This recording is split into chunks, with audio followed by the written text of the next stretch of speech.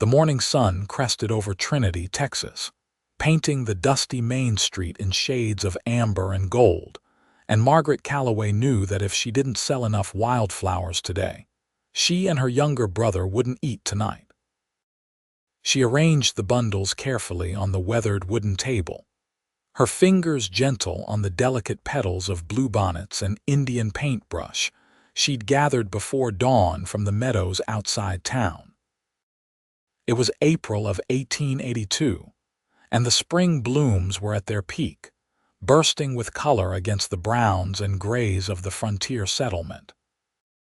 Margaret had been selling wildflowers at the Saturday market for 3 months now, ever since her father died in a logging accident and left her and 14-year-old Thomas with nothing but debts and a dilapidated shack on the edge of town. The market square bustled with activity as merchants called out their wares and housewives haggled over prices. Margaret smoothed down her faded calico dress, wishing she had something prettier to wear, something that didn't have patches on the elbows and a hem that had been let down twice already. At 21, she should have been married by now, but what man wanted a wife with no dowry and a child to raise who wasn't even hers? "Fresh wildflowers," she called out, her voice barely carrying over the din. "Beautiful wildflowers for your home." A few women stopped to admire her arrangements, but most moved on when she named her prices. 5 cents for a small bundle, 10 for a large one. It was reasonable, more than reasonable considering the hours she spent gathering them, but coins were scarce in Trinity, and people had to choose between beauty and bread. By mid-morning, she'd sold only 2 bundles.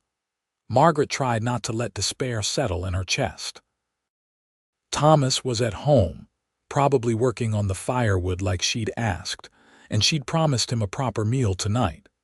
She had exactly 12 cents to her name, and flour cost 15 cents a pound. That was when she noticed the cowboy. He stood a head taller than most men in the crowd, with dark hair that fell past his collar and eyes the color of storm clouds. He wore dusty trail clothes, leather chaps over worn denim, and a gun belt slung low on his hips. But it wasn't his appearance that caught her attention. It was the way he was looking at her, steady and intent, as though he could see straight through to all the worry and fear she tried to hide.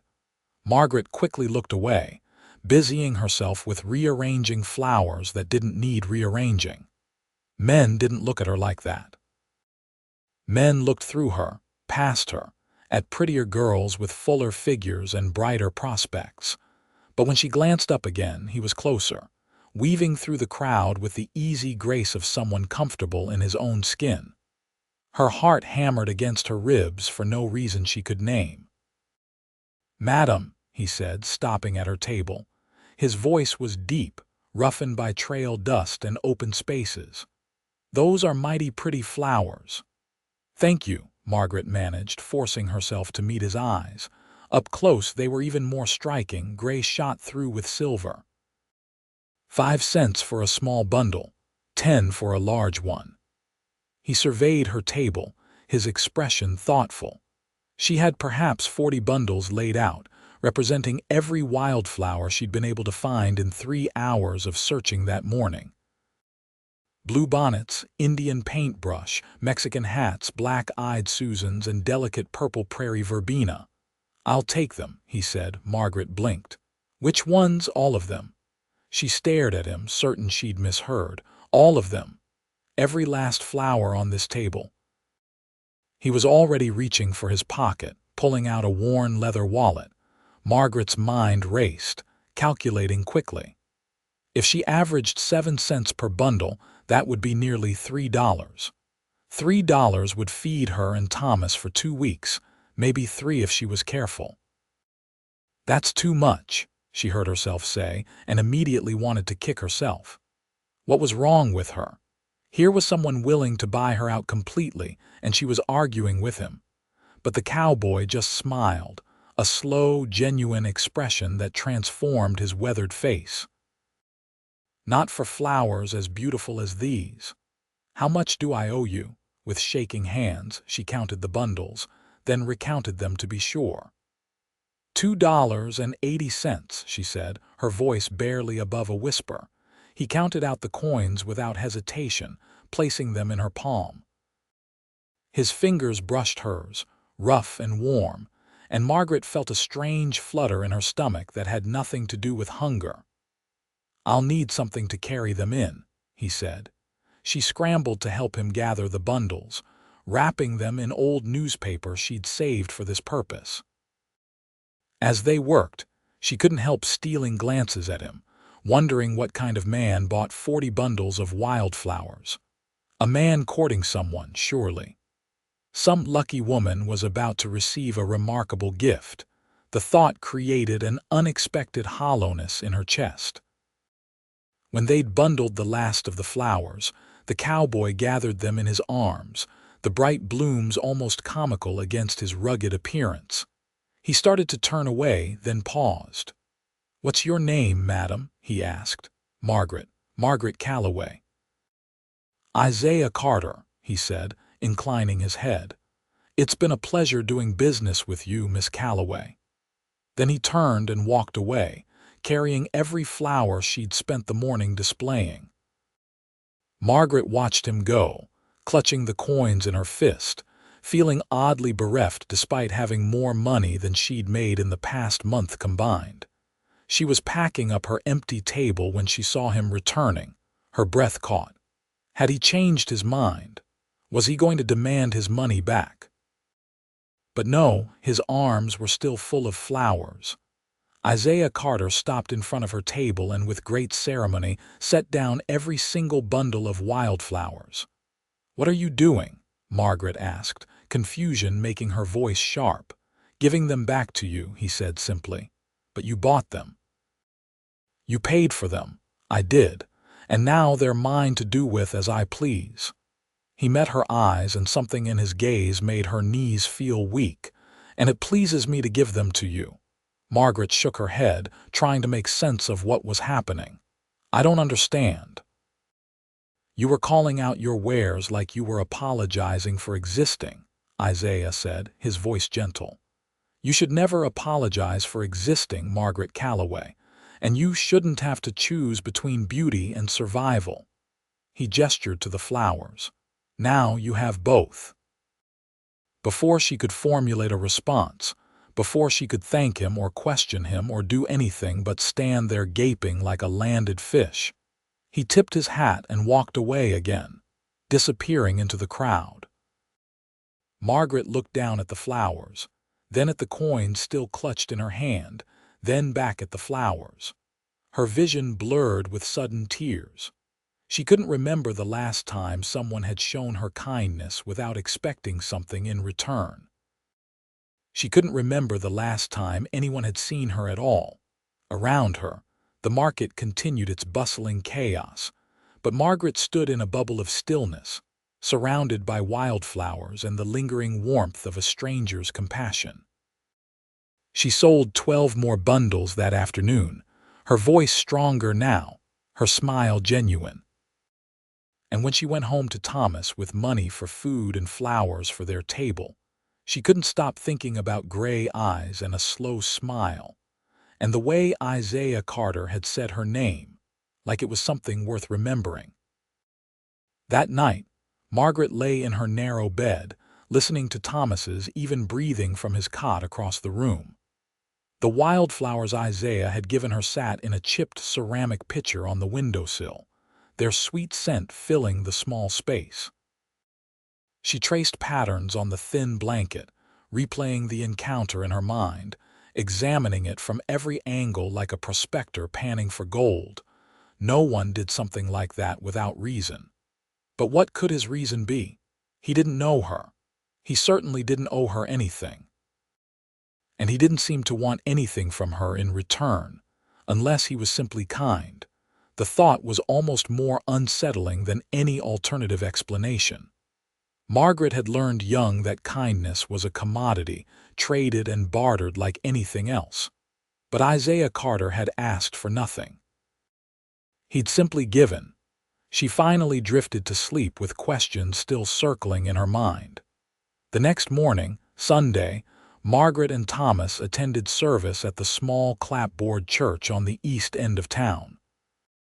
Reverend Hughes preached about charity and mercy, and Margaret found her attention wandering to the back pews, searching without meaning to for a tall figure with dark hair and storm-gray eyes.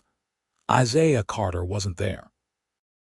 Monday morning, she was back at the meadows before dawn, filling her basket with fresh blooms. The spring air was cool and sweet, carrying the songs of meadowlarks and the rustle of prairie grass. As she worked, she caught herself wondering if Isaiah was a local man or just passing through. Trinity saw plenty of drifters, cowboys moving cattle north, prospectors heading to and from the silver mines in New Mexico, men running from the law or from themselves. But something about Isaiah had seemed solid, rooted, despite his trail-worn appearance. "You are being ridiculous," she told herself firmly, snipping a cluster of bluebonnets. "He was simply being kind. You will probably never see him again." The thought shouldn't have disappointed her as much as it did. She was setting up her table at the market Tuesday morning when a shadow fell across her flowers. "Morning, Miss Calloway." Margaret's head snapped up so fast she nearly knocked over the bucket she'd been arranging. Isaiah Carter stood before her, hat in hand, the morning sun turning his dark hair bronze at the edges. "Mr. Carter," she managed, her pulse suddenly racing. "Good morning." He looked at her table laden once again with fresh blooms. "Looks like you had a productive morning." "I did." She straightened, smoothing her hands down her dress, wishing again that she had something prettier to wear. "Thank you again for your kindness on Saturday. I haven't properly thanked you." "No thanks necessary." He shifted his weight, and Margaret realized with surprise that he seemed nervous. Isaiah Carter, who faced the world with such easy confidence, was nervous. "I was hoping I might buy you lunch if you'd be willing." Margaret's mouth went dry. "Lunch? There's a decent restaurant over on Elm Street, Mrs. Patterson's place. Do you know it?" She knew it. She'd never been inside, couldn't afford to eat anywhere but home, but she'd walked past it enough times to know it was respectable. "I don't close up until 3, she said, and immediately cursed herself. Why was she making excuses? When had anyone last invited her to anything? "I can wait," Isaiah said, "if you're willing." Margaret looked at him, really looked at him. He met her gaze steadily, openly, and she saw no guile there, no hidden motive, just honest interest. "Why?" The word escaped before she could stop it. Isaiah's expression softened. "Because I'd like to know more about the woman who spends her mornings gathering beauty for others. Because I'd like to hear your voice when you're not trying to sell something. Because when I look at you, I see someone worth knowing." He paused.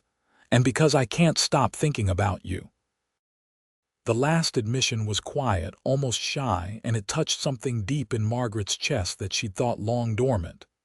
"Yes," she said, "I'd like that." His smile was like sunrise. 3 o'clock then, 3 o'clock, she agreed. Isaiah replaced his hat, nodded to her, and walked away. Margaret watched him go, her heart doing strange acrobatics in her chest. Around her, the market was coming to life, but she barely noticed. "You look like someone just handed you the moon," a voice said. Margaret turned to find Mrs. Abernathy, who sold preserves at the next table over, watching her with knowing eyes. "I don't know what you mean," Margaret said, but she could feel the blush heating her cheeks. "That's Isaiah Carter," Mrs. Abernathy said. "He bought the old Brennan Ranch about 6 months back. Works it himself mostly, good with horses from what I hear. Keeps to himself, but always polite when he comes to town." She leaned closer. "He's been asked to more than one family dinner by mothers with eligible daughters and turned them all down." Margaret absorbed this information, trying not to feel pleased by the last part. "He seems nice." "Nice," Mrs. Abernathy chuckled. Child, that man looked at you like you hung the stars. Nice has nothing to do with it. The hours until 3 o'clock crawled by with agonizing slowness. Margaret sold her flowers, made change, chatted with customers, all while acutely aware of time's passage. She'd catch herself touching her hair, checking her collar, smoothing her skirt, then force her hand still. At 2:30, she sold her last bundle to a young man courting the blacksmith's daughter. As soon as he walked away, she began packing up with trembling fingers. "Go on," Mrs. Abernathy said, shooing her with flour-dusted hands. "I'll watch your things. You can collect them later." "Thank you," Margaret breathed, grateful beyond measure. She hurried to the public pump, used her handkerchief to wash her face and hands as best she could, and tried to tame her honey blonde hair, which had escaped its pins in the afternoon breeze. It was a losing battle, but she did what she could. Isaiah was waiting outside Mrs. Patterson's restaurant, and his face lit up when he saw her approaching. "You look lovely," he said. Margaret laughed, gesturing to her patched dress, her work-worn hands. "You're a terrible liar, Mr. Carter." "Isaiah," he corrected, "and I'm not lying. You're beautiful." The way he said it, matter of fact and absolutely certain, made Margaret's protest die on her lips. He offered his arm, and after a moment's hesitation, she took it. His forearm was solid beneath her hand, the worn cotton of his shirt soft from many washings. He opened the restaurant door for her, and Margaret stepped into a world she'd only glimpsed from outside. The interior was simple but clean, with checkered tablecloths and the smell of home cooking hanging in the air. Mrs. Patterson herself, a round woman with kind eyes and gray-streaked hair, greeted them warmly. "Isaiah, good to see you. And Miss Calloway, isn't it? The flower girl from the market." "Yes, madam," Margaret said, surprised to be recognized. "Bought some of your bluebonnets last week for my daughter's birthday." She was thrilled. Mrs. Patterson led them to a table by the window. "What can I get you folks?" Isaiah looked at Margaret. "The roast chicken is excellent here." It was also expensive, Margaret knew, but when she opened her mouth to suggest something simpler, Isaiah said, "2 plates of roast chicken, please, Mrs. Patterson, and 2 glasses of lemonade."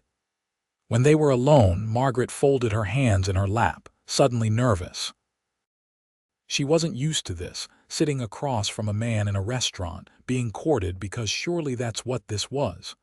"Tell me about yourself," Isaiah said. "Mrs. Abernathy mentioned you have a brother, so he'd been asking about her." The knowledge sent a warm flutter through her stomach. "Thomas. He's 14. Our father died 3 months ago in a logging accident."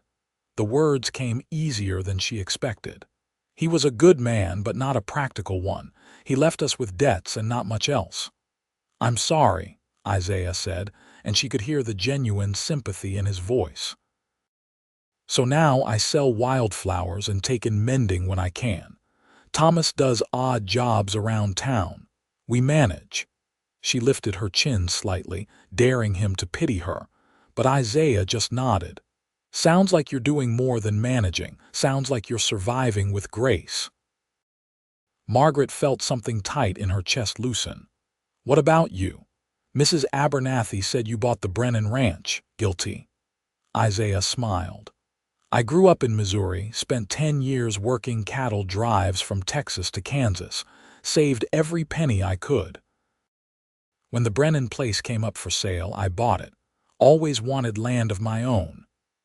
"Is it what you hoped?" He considered the question seriously. "Yes and no. The work is good and I like being my own boss, but it's lonely sometimes. A ranch is meant to be filled with family, with life. Right now it's just me and my horses." Their food arrived, and for a few minutes they ate in comfortable silence. The chicken was as good as Isaiah had promised, tender and seasoned perfectly. Margaret tried not to eat too quickly, tried to remember her manners, but it had been a long time since she'd had a meal she didn't have to cook herself. "Can I ask you something?" Isaiah said, setting down his fork. "Of course. Why flowers? Why not vegetables or preserves or something more practical?" Margaret dabbed her mouth with her napkin, gathering her thoughts. "My mother loved wildflowers. Before she died, when I was 12, she used to take me out to the meadows every spring. She'd tell me the names of each flower, the stories behind them. She said beauty was a necessity, not a luxury, that people could survive without it, but they couldn't truly live." She smiled softly at the memory. "I suppose I sell flowers because it keeps her alive for me, and because she was right. Everyone needs beauty in their lives." Isaiah was quiet for a long moment, his gray eyes intent on her face. "Your mother sounds like she was a wise woman." "She was," Margaret agreed. "I wish you could have met her. I wish Thomas could remember her better. He was so young when she passed." They talked through the rest of the meal, conversation flowing easily despite Margaret's initial nervousness. Isaiah told her about life on the cattle drives, the vast emptiness of the plains, nights under stars so thick they looked like spilled milk across the sky. She told him about growing up in Trinity, about the year the Trinity River flooded and half the town had to evacuate, about teaching Thomas his letters by candlelight because they couldn't afford school. When the meal was finished and Isaiah had paid, he walked her back to the market to collect her things from Mrs. Abernathy. "Thank you for joining me," he said.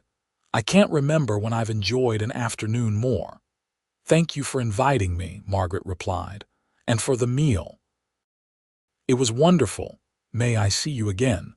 The question was tentative, hopeful. "I'd like that." "Saturday, I could come by your table again." Margaret nodded, not trusting her voice. Isaiah tipped his hat, his smile soft and genuine, and walked away. Margaret gathered her empty baskets and folding table, thanked Mrs. Abernathy, and headed home in a daze. Thomas was chopping wood in the yard when she arrived, his thin frame working the axe with determination. He stopped when he saw her, wiping sweat from his forehead. "You sold out early," he observed. Then, taking in her expression, "What happened?" "I had lunch with someone," Margaret said, unable to keep the smile from her voice. Thomas's eyebrows shot up. "Someone, a man. Isaiah Carter, he bought the Brennan Ranch." "The cowboy who bought all your flowers last week." "You heard about that, Margaret. Everyone heard about it. Mrs. Henderson mentioned it at the general store, and you know how she talks." Thomas grinned, suddenly looking younger than his 14 years. "Is he courting you?" "I don't know," Margaret admitted. "Maybe. It's too soon to tell." But she thought about the way Isaiah had looked at her, the things he'd said, and hope bloomed in her chest like the wildflowers she gathered each morning. The week passed in a blur of anticipation. Margaret went through her usual routines, gathering flowers, selling at the market, mending clothes by lamplight, but everything felt different now, touched with a glow she couldn't quite name. Isaiah came by her table every day that week, never staying long, always buying a small bundle of flowers. They'd talk for a few minutes, nothing deep or profound, just the easy conversation of two people getting to know each other. And each time he left, Margaret found herself counting the hours until she'd see him again. Saturday dawned bright and clear, perfect spring weather. Margaret took extra care with her appearance, wearing her best dress, a pale blue cotton that had belonged to her mother. It was old-fashioned now, but it fit her well and brought out the color of her eyes. She braided her hair more carefully than usual, weaving in some of the smaller wildflowers.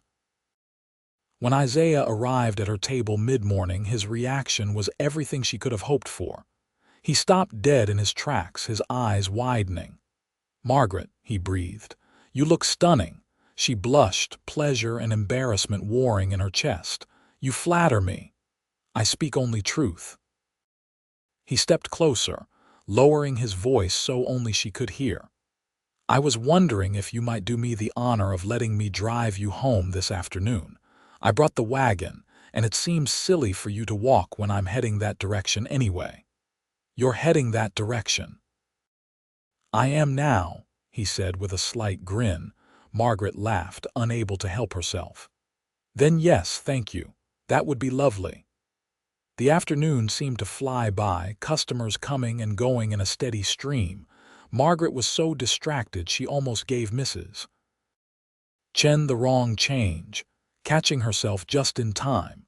When 3 o'clock came and she'd sold her last flowers, Isaiah helped her pack up her things, loading them into the back of his wagon with easy efficiency.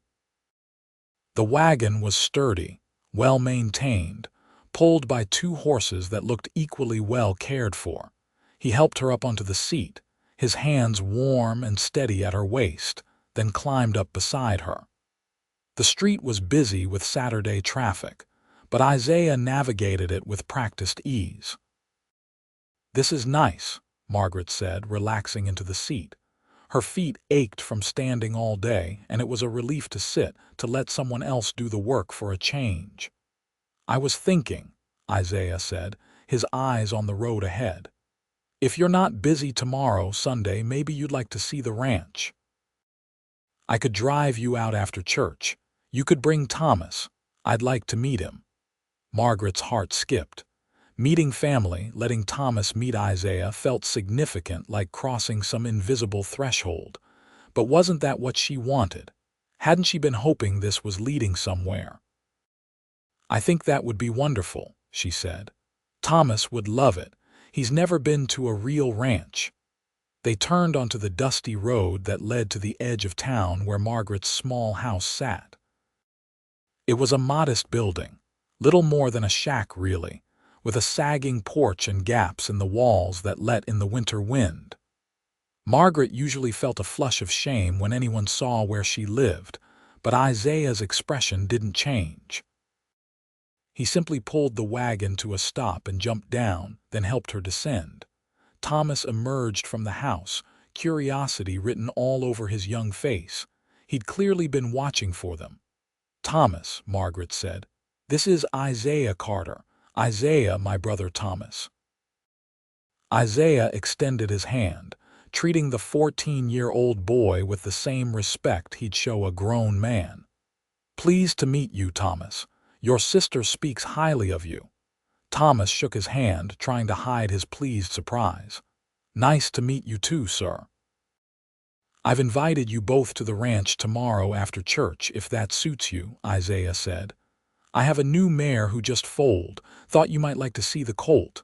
Thomas's eyes went wide. "Really?" "Yes, sir, I'd love that." "It's settled then."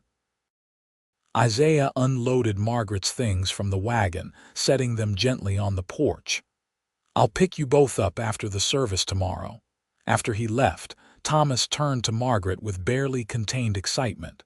"He's courting you. He's really courting you." "It seems that way," Margaret admitted, her own excitement bubbling up now that she didn't have to hide it. "Do you like him?" Margaret thought about gray eyes and gentle smiles, about kindness shown without expectation of return, about feeling seen and valued for the first time in longer than she could remember. "Yes," she said softly. "I like him very much." Sunday morning, Margaret and Thomas dressed in their church clothes and walked to the small clapboard building at the east end of town. Margaret found herself searching the pews, and her heart lifted when she spotted Isaiah sitting near the back. He caught her eye and smiled, gesturing to the space beside him. It felt momentous, sitting next to him during service, aware of the curious glances from other parishioners. Trinity was a small town, and gossip spread like wildfire. By tomorrow, everyone would know that Isaiah Carter was courting the Calloway girl. After the service, as promised, Isaiah drove them out to his ranch. The property was about 5 miles from town, nestled in a valley with a creek running through it. The house was a simple structure, single-story, built from sturdy lumber with a wide porch. The barn was newer, well constructed, and several horses grazed in the fenced pasture. "It's beautiful," Margaret said, taking in the sweep of land, the way the grass rippled in the breeze like water. "It needs work still," Isaiah said, and she could hear the pride in his voice despite his modest words. "But it's coming along." He showed them around, pointing out the various buildings, the garden plot he was planning, the spot where he hoped to build a larger house someday.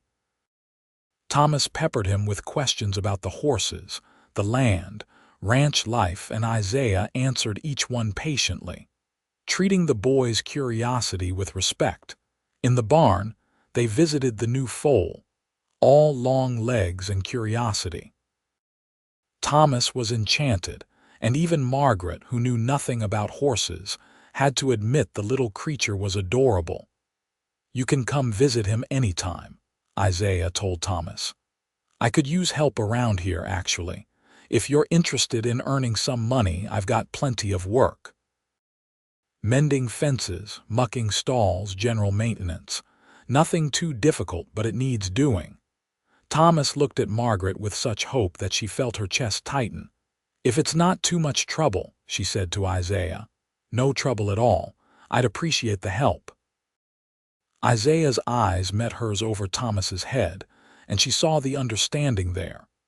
He knew how much they needed the money, knew how hard she worked to keep them afloat, and he was offering help in a way that preserved their dignity.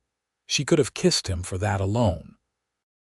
After the tour, Isaiah set out a simple lunch on the porch, bread and cheese and apples, and they sat in the shade watching the horses graze. It was peaceful in a way Margaret hadn't experienced in months, maybe years. No pressing worries, no immediate crisis, just sunshine and good company and the promise of something growing between her and this quiet cowboy. Thomas, full of food and excitement, eventually wandered off to get a closer look at the horses, leaving Margaret and Isaiah alone. "Thank you," Margaret said quietly, "for the offer of work for Thomas. You don't know how much that means to us." "He's a good kid," Isaiah said. "He deserves a chance to be young, to not carry the weight of the world on his shoulders, same as you." "I'm not young anymore," Margaret said with a small smile. "I'm 21, practically an old maid." Isaiah snorted. "You're younger than I am, and if you're an old maid, what does that make me? I'm 26, a confirmed bachelor," Margaret teased. "Maybe I was just waiting for the right woman." He said it lightly, but his eyes were serious when they met hers. "Margaret, I know we've only known each other a short time, but I need you to understand something. I'm not playing games here. I'm too old for that, and life's too short. When I look at you, I see someone I could build a life with. I see home." Margaret's breath caught. "Isaiah, you don't have to say anything right now," he continued. "I'm not asking for promises or declarations. I just want you to know where I stand, what my intentions are. I'm courting you because I want to marry you eventually, if you'll have me. I want to give you and Thomas a home, a real home, where you don't have to worry about money or hunger or making it through another winter. I want to see you smile without that edge of worry behind your eyes. I want to fill this ranch with life and love and maybe, someday, children of our own." Tears pricked at Margaret's eyes. No one had ever spoken to her like this, with such honesty and vulnerability. No one had ever seen so clearly what she needed, what she wanted. "I would like that," she said, her voice thick with emotion. "All of it. Very much." Isaiah reached for her hand, lacing his fingers through hers. His palm was calloused, warm, solid. "Then we'll take our time, do this properly. I'll court you, prove to you that I'm worthy of your trust.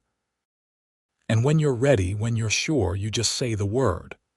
"What if I'm already sure?" Margaret whispered. Isaiah's thumb traced circles on the back of her hand. "Then I'm the luckiest man in Texas." They sat like that for a long while, hands linked, watching Thomas play with the horses, and Margaret felt something settle in her chest that she eventually recognized as hope. The following weeks fell into a rhythm that felt like a dream. Isaiah drove Margaret to the market each Tuesday and Saturday, and on Sundays, he took her and Thomas to the ranch. Thomas started working for Isaiah 3 days a week after school, coming home dirty and exhausted, and happier than Margaret had seen him since before their father died. The money he earned helped, but more than that, Isaiah was teaching him things, treating him like the young man he was becoming rather than the child he'd been. Isaiah courted Margaret with a steady persistence that made her heart race. He brought her flowers, though she teased him that she had plenty of her own. He took her to town socials, standing up with her for dances even though he claimed he had 2 left feet. He fixed the gaps in the walls of their house without being asked, showing up one Saturday with lumber and tools, and spending the day making their home more weatherproof. And he kissed her, finally, on a warm evening in May. They'd been walking along the creek that ran through his property, Thomas having gone back to town with a neighbor earlier. The sun was setting, painting the sky in shades of pink and gold, and Margaret had been telling Isaiah about a particularly difficult customer at the market when he suddenly stopped walking. "Margaret," he said, turning to face her. "Yes. I'd very much like to kiss you right now if you'd permit it." Her heart hammered against her ribs. "I'd permit it," she said breathlessly. He cupped her face in his hands, his touch gentle, reverent. Then he leaned in and pressed his lips to hers. It was Margaret's first kiss, and it was everything she'd imagined and more, soft and sweet and full of promise. When they broke apart, Isaiah rested his forehead against hers. "I love you," he said quietly. "I know it's soon, but I'm certain of it. I love you, Margaret Calloway." "I love you too," she whispered back, and felt the truth of it resonate through her entire being. By June, they were engaged. Isaiah proposed properly, getting down on one knee in her small front room with Thomas watching, producing a simple gold band that had belonged to his grandmother. Margaret said yes through happy tears, and Thomas whooped with joy, and everything felt right with the world. They decided to marry in August, giving them time to prepare. Margaret sewed a new dress with fabric Isaiah insisted on buying, pale green cotton that made her feel pretty for the first time in years. Mrs. Abernathy and several other women from town helped, offering advice and assistance with a generosity that surprised Margaret. She'd felt so alone for so long that she'd forgotten how kind people could be when given the chance. Isaiah spent his evenings adding a room onto the ranch house, determined that Thomas would have his own space when they all moved in together. Margaret helped when she could, holding boards steady while he hammered, sweeping up sawdust, marveling at the home he was building for them. "You're doing too much," she told him one evening as he worked by lantern light, determined to finish the framing. "I'm doing exactly enough," he replied, not pausing in his work. "You're going to be my wife, Margaret. Thomas is going to be my brother. This is what family does." The wedding day dawned clear and bright, the August heat tempered by a pleasant breeze. They married in the small church, with most of Trinity in attendance. Margaret wore her green dress and wildflowers in her hair, and Isaiah wore a new suit that made him look uncomfortable but devastatingly handsome. Thomas stood up with them, beaming with pride. Reverend Hughes performed the ceremony, his voice carrying through the small space as they exchanged vows. When Isaiah kissed his bride, the congregation erupted in applause. The reception was held at the ranch, tables set up in the yard, food provided by neighbors who'd all contributed something. There was music and dancing, and Margaret found herself passed from partner to partner, laughing and breathless, unable to believe this was her life now. But always, her eyes found Isaiah and his found hers, and the look they shared said everything that needed saying. As evening fell and the guests began to depart, Isaiah and Margaret stood on the porch of their home, watching the sun set over their land. "Happy?" Isaiah asked, his arm around her waist. "So happy I'm afraid I might wake up," Margaret admitted. "Not a dream," he assured her. "This is real." "You're real. We're real." He kissed her then, deep and sweet, and Margaret melted into him, marveling at how safe she felt, how cherished. Thomas had gone home with Mrs. Abernathy for the night, giving them privacy, and Isaiah swept Margaret into his arms, carrying her over the threshold of their home with traditional ceremony. She laughed, clinging to his neck, and he set her down gently in the main room. "Welcome home, Mrs. Carter," he said softly. "Home," Margaret repeated, tasting the word. "I like the sound of that." Their wedding night was tender and sweet, Isaiah taking his time, making sure Margaret felt safe and loved. She'd been nervous, this being so new and unknown, but Isaiah was patient, guiding her with gentle hands and whispered words of love. And when they finally came together, Margaret felt complete in a way she'd never experienced, two souls joining into one. Life at the ranch settled into a comfortable rhythm. Margaret still gathered wildflowers, but now she had help. Isaiah would ride out with her in the early mornings, helping her find the best spots, carrying her baskets. She still sold at the market, but the money now went into savings rather than immediate survival. It was a strange luxury, not living hand to mouth, and it took Margaret months to stop flinching every time she spent money on something that wasn't strictly necessary. Thomas thrived under Isaiah's guidance, learning about horses and ranching and responsibility. He shot up several inches that first year, his shoulders broadening, his boy's voice dropping into something deeper. Isaiah taught him to ride, to rope, to handle a gun safely. But more than that, he taught him what it meant to be a man, to work hard, to keep your word, to treat others with respect. Margaret sometimes watched them working together and felt her heart swell with love. Isaiah had given them more than a home. He'd given them a family. The first winter was hard, a brutal cold snap in December that killed livestock throughout the county.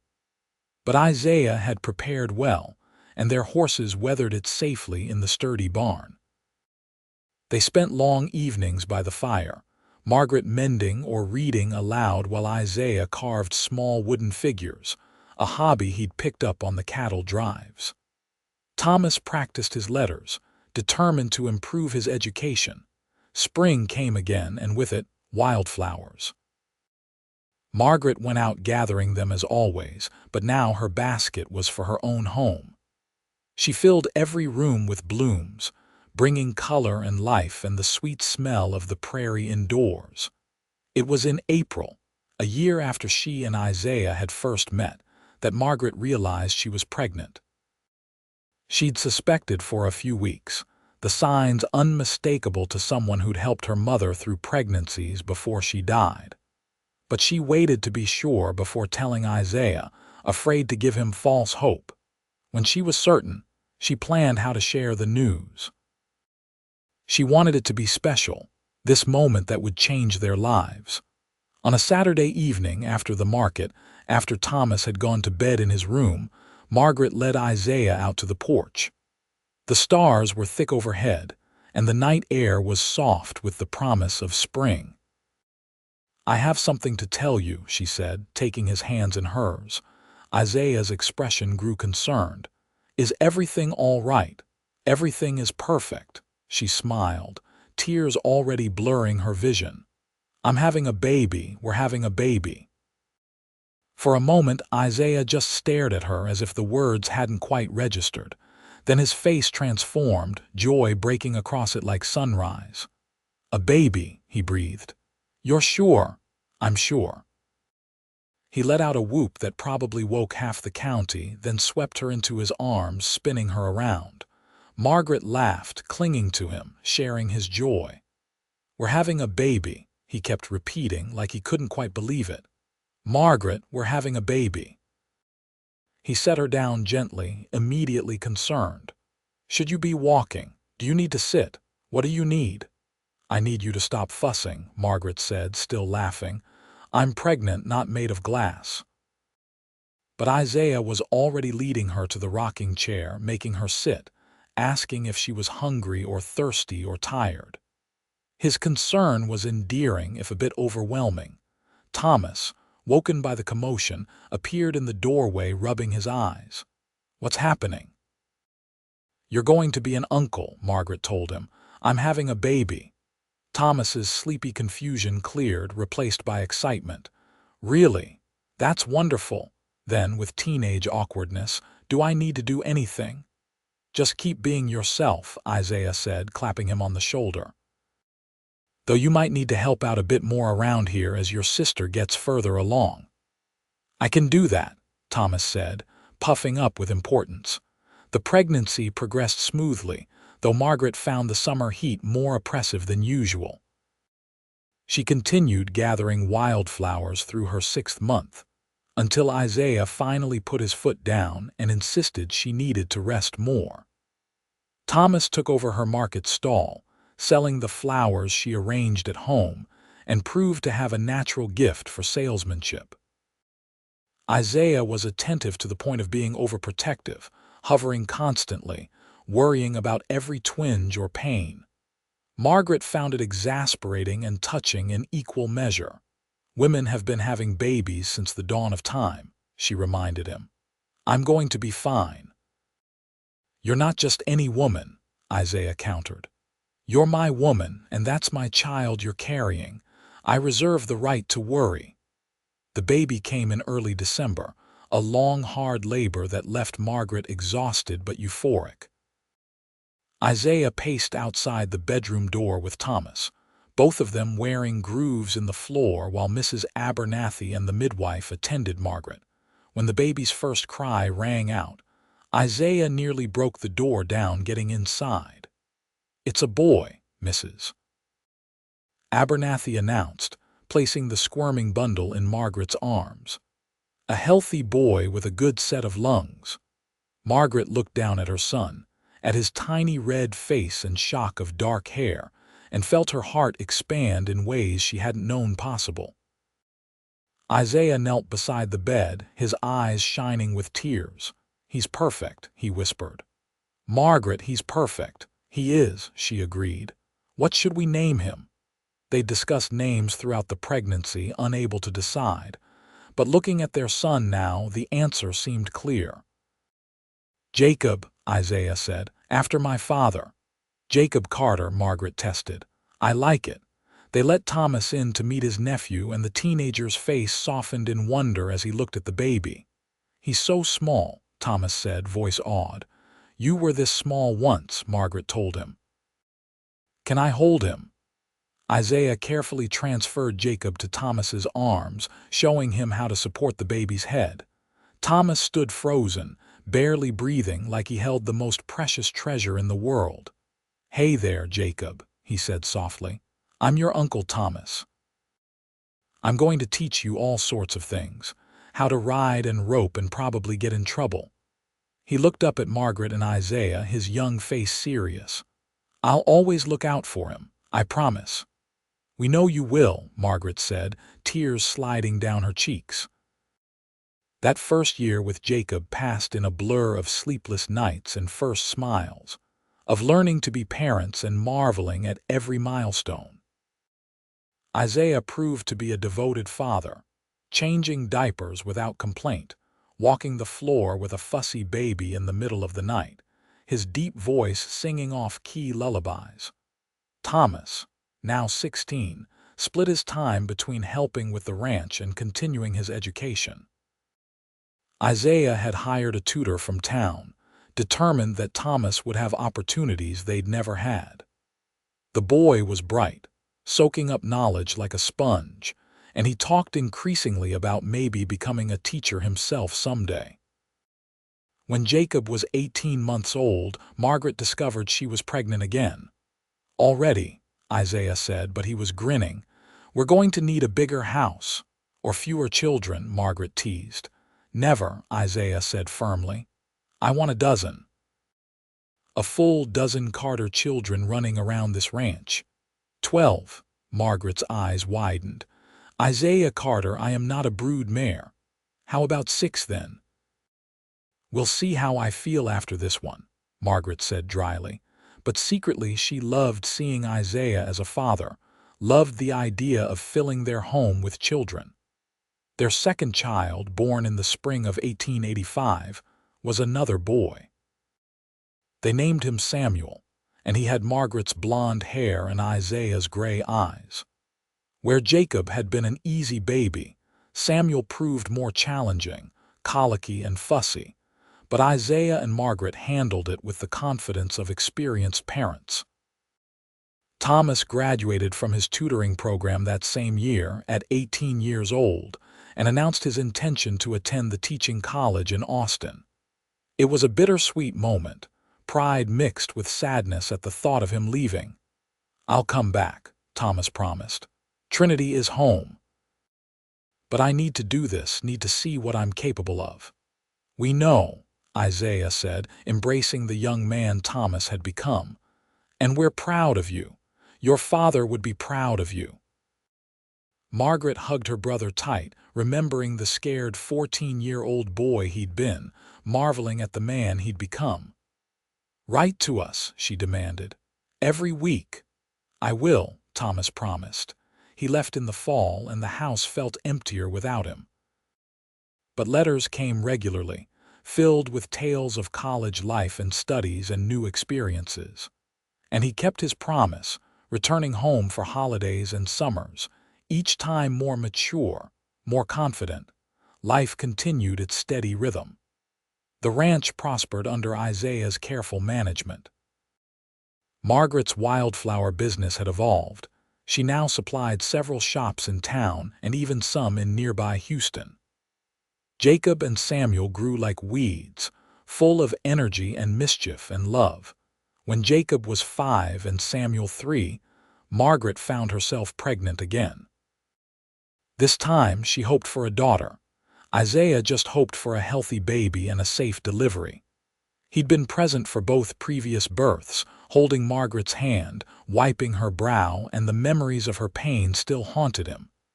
If something goes wrong, he told the midwife, you save Margaret. The baby is second priority. Isaiah, Margaret protested weakly from the bed. Labor had been going for hours and she was exhausted. I mean it, Isaiah said fiercely. I can't lose you, Margaret, I won't. But the birth, while difficult, went smoothly.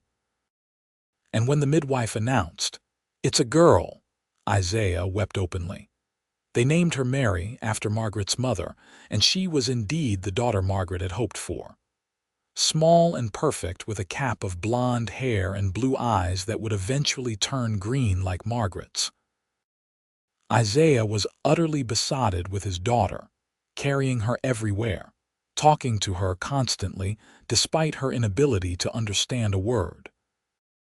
Jacob and Samuel, initially disappointed that the baby couldn't play with them, quickly became protective older brothers, hovering over her cradle and reporting every tiny movement to their parents.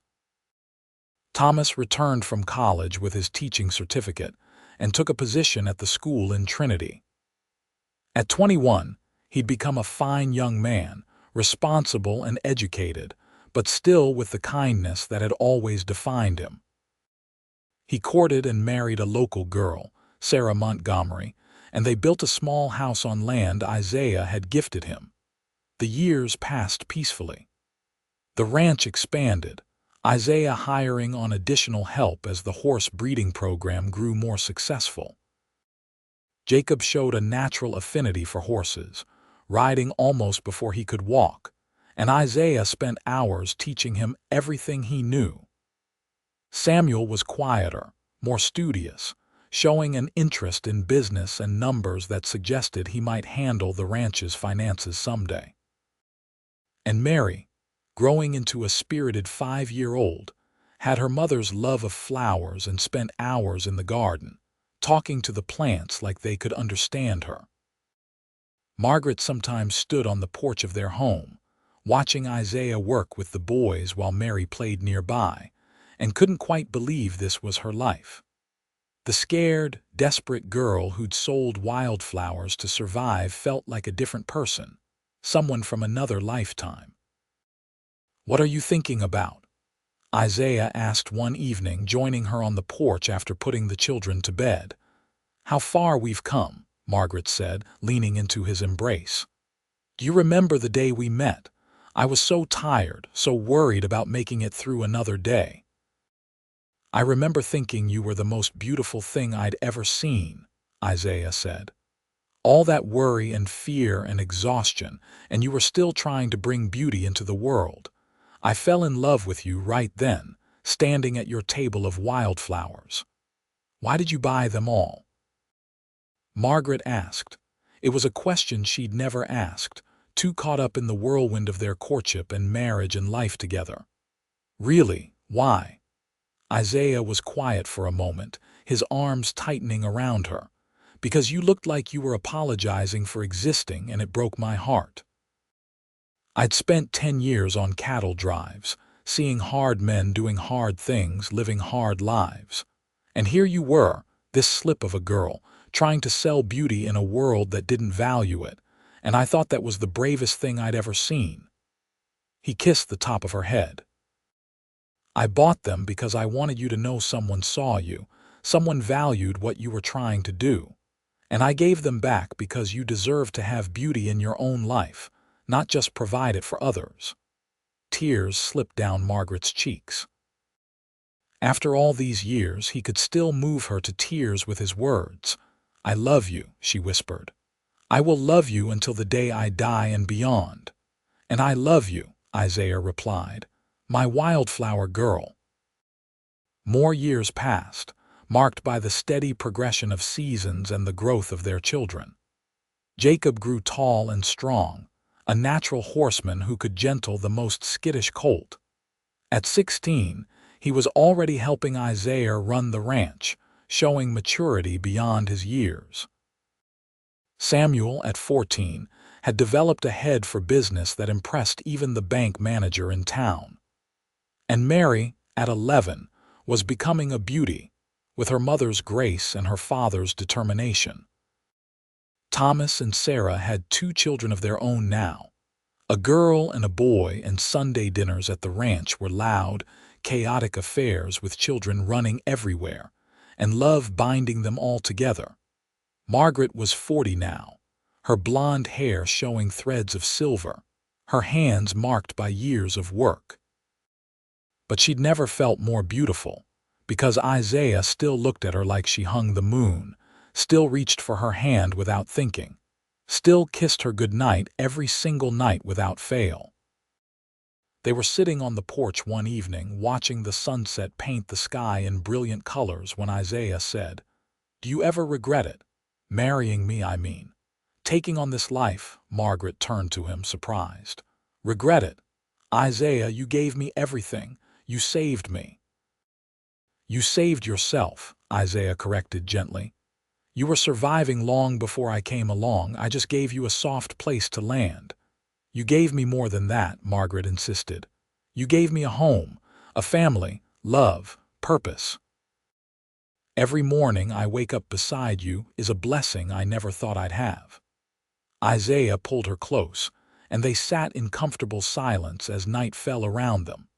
Somewhere inside, they could hear the children arguing about something, their voices carrying through the open windows. The horses whinnied in the pasture. A coyote called in the distance. This was home, Margaret thought. This was everything.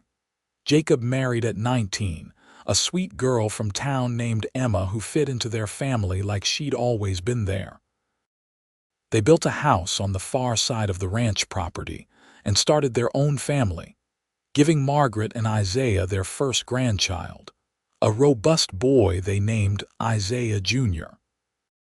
Holding her grandson for the first time, Margaret marveled at the circle of life, at how far they'd come from that desperate day in the market when a kind cowboy had bought all her flowers. "Grandma," Mary said, watching her with the infant. Mary was 15 now, poised on the edge of womanhood. "Tell me again how you and Grandpa met." Margaret smiled, adjusting the baby in her arms. "I was selling wildflowers at the market," she began, and launched into the story she'd told many times over the years. But it never got old, this tale of how love had found her when she'd least expected it. Samuel left for university at 18, determined to study business and law. He promised to return and help manage the growing ranch enterprise, and Margaret believed him. Her middle son had always been true to his word. Mary grew into a stunning young woman, drawing the attention of every young man in town. But she had her father's discerning nature and her mother's understanding of what really mattered. She wouldn't settle for anything less than real love. Isaiah was in his 50s now. His dark hair shot through with silver, his face lined by years of sun and wind. But he was still strong, still vital, still the man Margaret had fallen in love with all those years ago. They celebrated their 20th wedding anniversary with a party at the ranch, surrounded by family and friends. Margaret wore a new dress, deep blue like the wildflowers she still gathered each spring. Isaiah couldn't take his eyes off her. 20 years, he said as they danced, the barn cleared out and decorated with lanterns and wildflowers. "Best 20 years of my life." "Mine too," Margaret agreed, "though I plan on at least 20 more." "At least," Isaiah agreed, spinning her gently. Life continued its peaceful progression. Jacob and Emma had 3 children, keeping the ranch house full of noise and laughter. Samuel returned from university and proved invaluable in managing the business side of the ranch, which had grown substantially.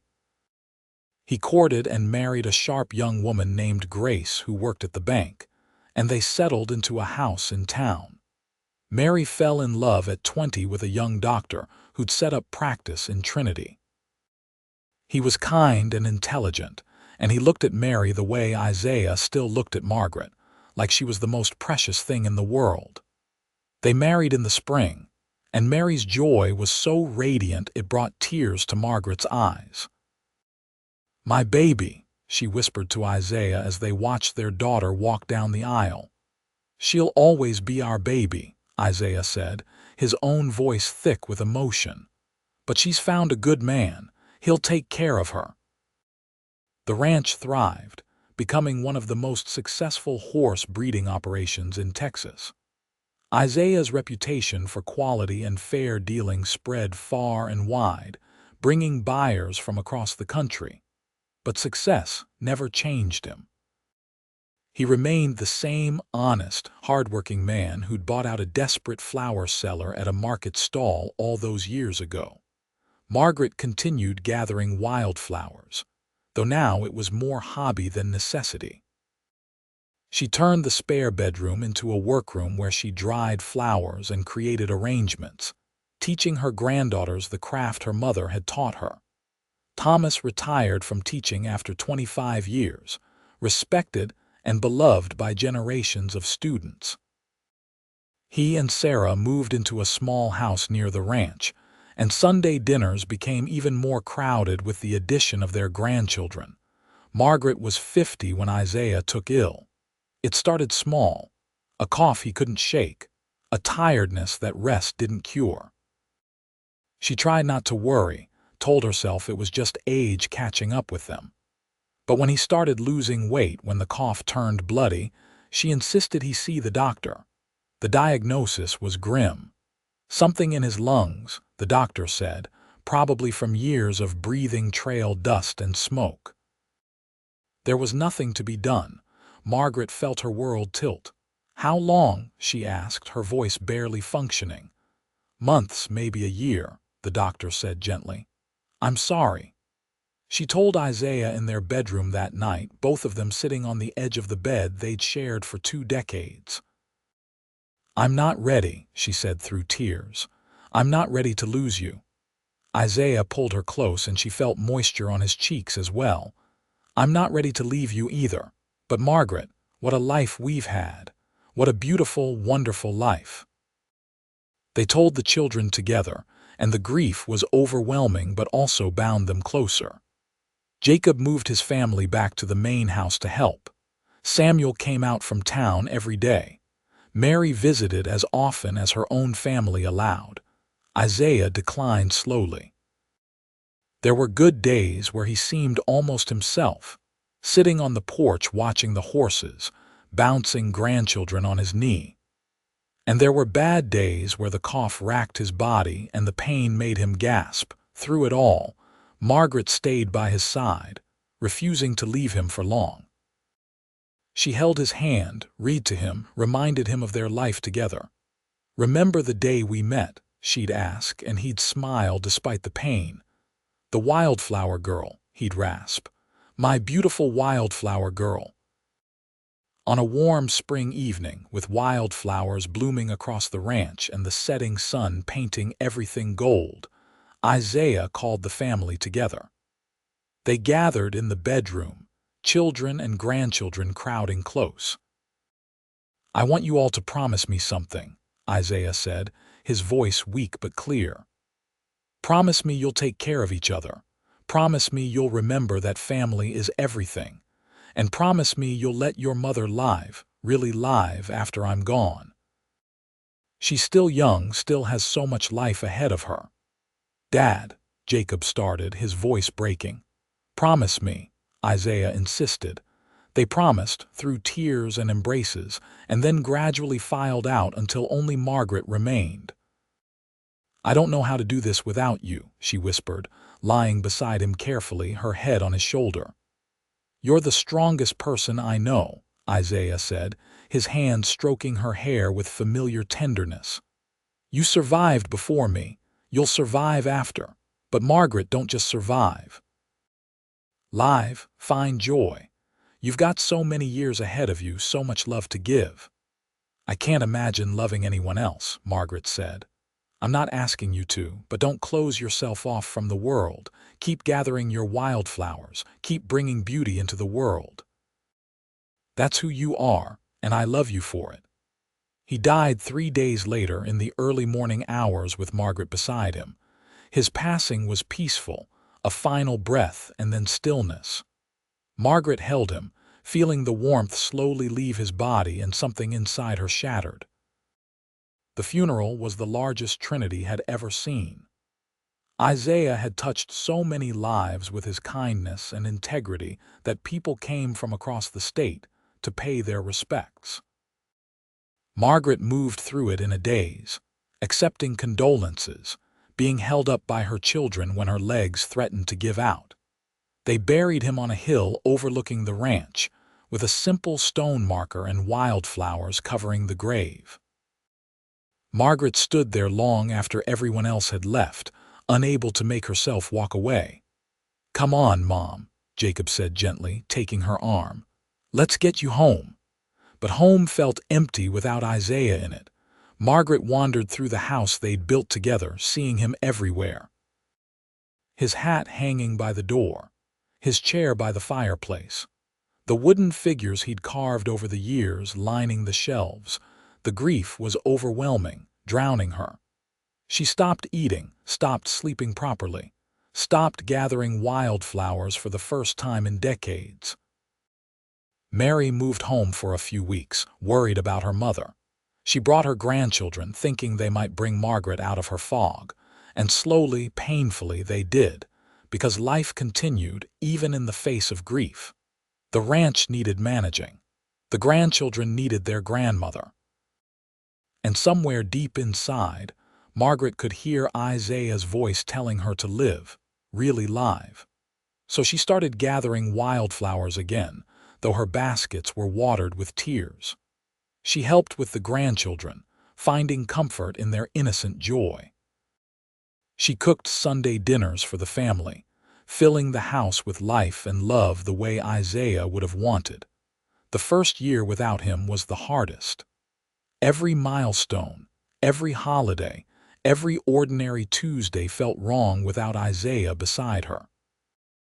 But Margaret endured. supported by her family and her faith and her memories of 25 years of perfect love. She was standing on the porch one spring morning, 2 years after Isaiah's death, watching the sunrise paint the sky in brilliant colors. The wildflowers were blooming, carpeting the meadow in blues and reds and yellows. She'd been gathering them before dawn, falling back into old habits, and her basket sat at her feet full of fresh-picked blooms. "Mom," Jacob's voice came from behind her. She turned to find him standing in the doorway, concern on his face so like his father's.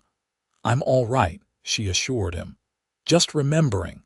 He'd be proud of you," Jacob said. "The way you've carried on kept the family together." "I'm proud of all of you," Margaret replied.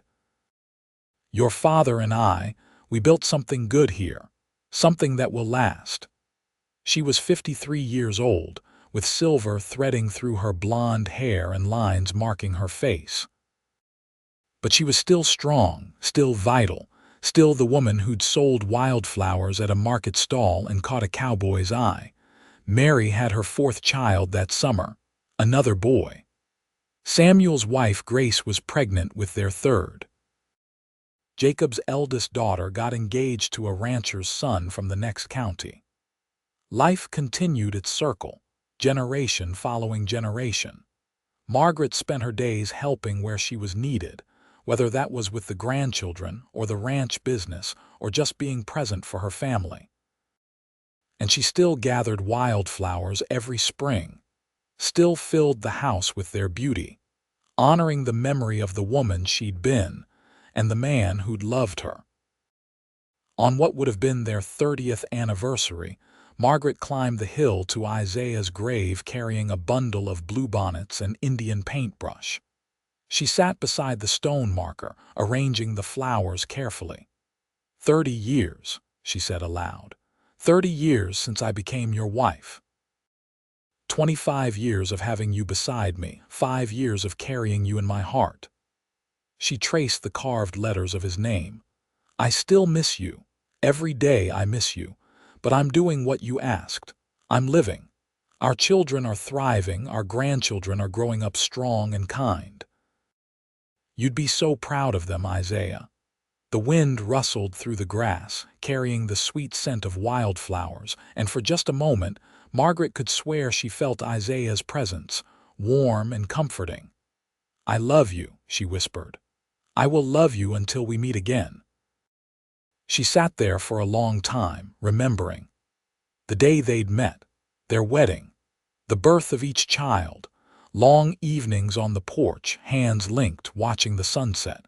25 years of ordinary moments that had created an extraordinary life. Finally, as the sun began to set, Margaret stood.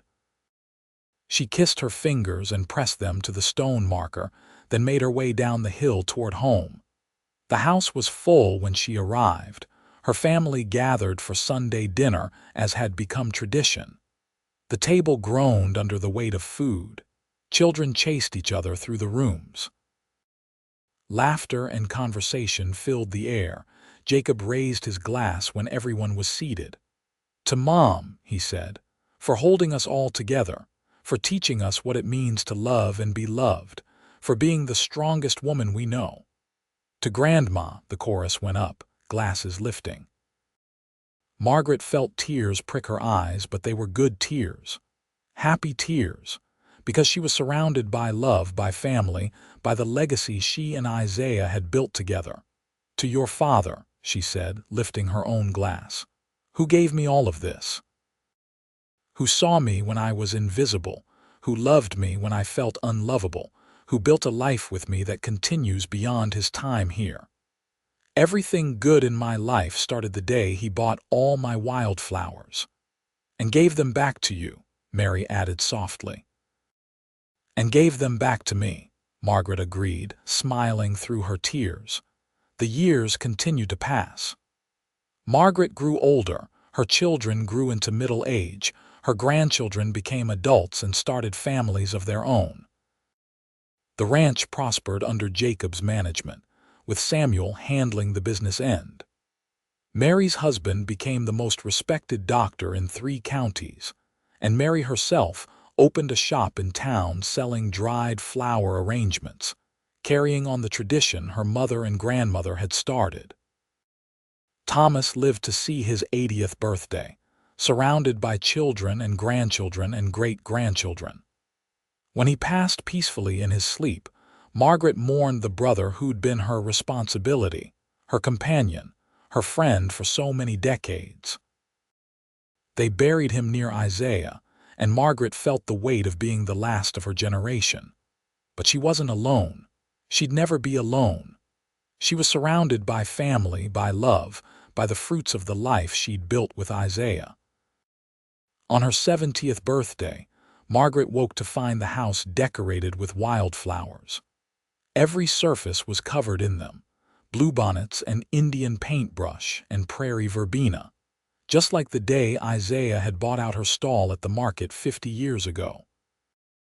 Her children and grandchildren and great-grandchildren gathered around her, singing and laughing, and Margaret felt her heart swell with joy so profound it was almost painful. "Happy birthday, Grandma," little Isaiah, Jacob's grandson, said, climbing into her lap. He was 5 years old, named for the great-grandfather he'd never met. "Tell us the story again, about the wildflowers." So Margaret told them, her voice still strong despite her years. She told them about being young and scared and desperate, about a kind cowboy who'd seen her when she felt invisible, about love that had transformed her entire life. "And he gave them back to you?" young Isaiah asked, even though he knew the answer. "He gave them back to me," Margaret confirmed. "And in doing so, he gave me everything." She looked around at her family, at the love shining in their faces, at the legacy of that single act of kindness 50 years ago. "The best things in life often start with the smallest gestures," she told them. "A bundle of wildflowers, a kind word, a moment of genuine connection. Never underestimate the power of showing someone they matter. Your grandfather taught me that, and I've tried to pass it on to all of you." That night, after the party had ended and the house had quieted, Margaret sat on the porch in her rocking chair. The same porch where Isaiah had proposed, where they'd watched their children grow, where they'd spent countless evenings in comfortable silence. She was tired, her bones aching with age, but her heart was full. She'd lived a good life, a full life, exactly the life Isaiah had wanted for her. "I did it," she whispered to the stars. "I lived, Isaiah, just like you asked me to. I hope you're proud." The wind carried the scent of wildflowers, and Margaret closed her eyes, smiling. She passed away peacefully that night in her sleep with a smile still on her face. They buried her beside Isaiah on the hill overlooking the ranch, their stones side by side. The entire town turned out for the funeral, 3 generations of people whose lives she'd touched with her kindness and strength. Jacob spoke at the service, his voice breaking with emotion. "My mother taught us that beauty matters, that kindness matters, that love is the only thing that truly lasts. She and my father built something here that will endure for generations. They showed us what it means to live with integrity, to love without reservation, to face hardship with grace. We are all better for having known her." They covered her grave with wildflowers, every variety that grew in Texas, a riot of color against the green grass. And if you visited that hill in spring, you'd find it carpeted in blooms, bluebonnets and Indian paintbrush and prairie verbena, as though the earth itself was honoring the woman who'd loved wildflowers all her life. The ranch continued, passing to Jacob and his children and their children in turn. The family grew and evolved, but they never forgot the story of their matriarch and patriarch, of the wildflower girl and the cowboy who'd loved her. In town, a statue was erected in the market square where Margaret had once sold her flowers. It showed a young woman with a basket of wildflowers, her face full of hope despite her circumstances. And beside her, a cowboy, forever frozen in the act of returning beauty to someone who deserved it. The inscription read, Margaret and Isaiah Carter. Their love story began with wildflowers and built a legacy that bloomed across generations. May we all see the invisible and give without expectation of return. Years turned to decades, decades to a century, but the story lived on. Descendants still gathered on the ranch for holidays, still filled the house with wildflowers every spring, still told the tale of how their great-great-grandmother had sold wildflowers at a market, and their great-great-grandfather had bought them all and given them back to her, starting a love story for the ages. Because that's what real love does. It doesn't just transform the people involved. It ripples outward, touching everyone it encounters, creating beauty and kindness and connection that echoes through time. And somewhere, in whatever comes after, Margaret and Isaiah walked hand in hand through fields of endless wildflowers, together again, their love story continuing in eternity, just as it had transformed their world. Their legacy lived on in every act of kindness their descendants performed, in every wildflower picked with appreciation for its beauty. In every moment, someone chose to truly see another person and acknowledge their worth.